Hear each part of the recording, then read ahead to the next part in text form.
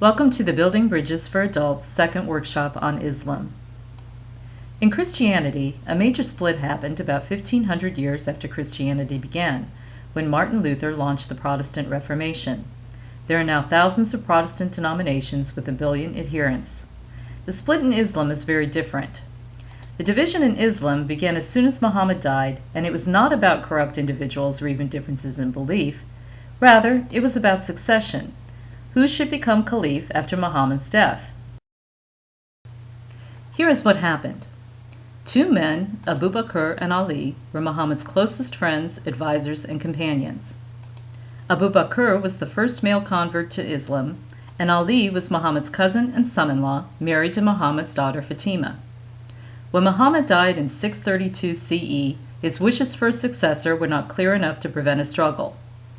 Advocates for both Ali and Abu Bakr asserted that Muhammad had chosen their favorite to be caliph. Ali's supporters contended that only blood relatives and descendants of Muhammad should be caliph and bitterly opposed Abu Bakr.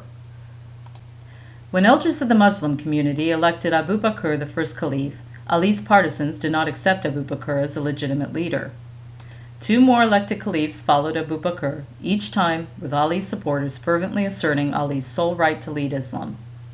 When the third Caliph Uthman was murdered in 656 CE and Ali finally became caliph, the conflict became war.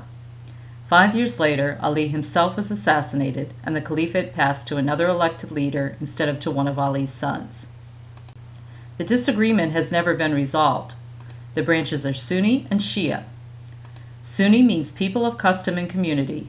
This is the group which believed in leaders chosen by the community. Shia means partisans of Ali, the group which believed the caliph should be a descendant of Muhammad. Worldwide, the Shiites make up only 10% of Muslims. However, most Shiites live in the Middle East, where they are the majority. Iran's population is 93% Shiite.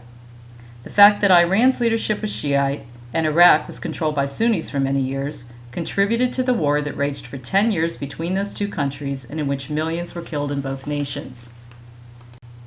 The Sunni and Shiite branches differ in forms of leadership, the physical forms of prayer, and many other aspects. One theological difference has been described in this way. Shiites believe Allah commands something because it is a good thing and does not command something because it is bad. Sunnis think that because Allah orders it, it makes it good.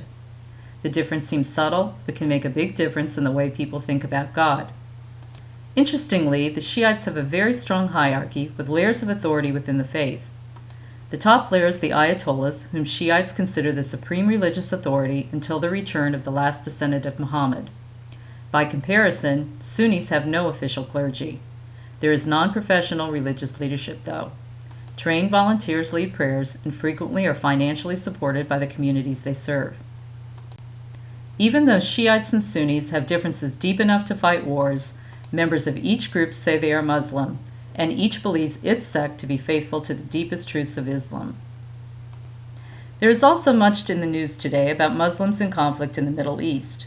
Maps may vary in how Israeli and Palestinian lands are represented, demonstrating the depth and endurance of the conflict in this region. There are many reasons for the ongoing conflict in the Middle East, some thousands of years old. One major aspect of the Middle East conflict is the Arab-Israeli conflict, which often is talked about in religious terms for the logical reason that most of the Middle East is Arab and Muslim, and Israel is a Jewish nation. However, the conflict between Israel and its Arab neighbors is not a religious conflict, but rather a political conflict, with differences over identity, political power, and economic and natural resources. The Arab-Israeli conflict has been tragic, with many deaths, and peaceful intervals have been so sadly short that some people have the feeling it has gone on forever and healing cannot be achieved. It has not gone on forever. Jews and Muslims coexisted relatively peacefully for over 1,300 years. However, ever since the diaspora, or scattering, of Jewish people began in 587 BCE, Jews have dreamed and waited for the day when they could again have a land that was home. In the massive upheaval and redrawing of international boundaries following World War II, the United Nations passed a resolution which divided Palestine into two states, one Jewish, one Arab. The UN plan further proposed that the holy city of Jerusalem, which both groups claimed as holy, belong to neither state but stay under international control by a UN administrator. The Jewish group agreed to the plan, but the Palestinian group rejected it. There has been violent conflict on and off since 1948. People on both sides have worked unsuccessfully for political compromise so there can be peace. Yet both sides have broken ceasefires. Both sides have killed civilians. Neither trusts the other, and both think they are right and the other is wrong. Thank you for listening to the second Building Bridges for Adults workshop on Islam. For more information on this topic, visit our Facebook page.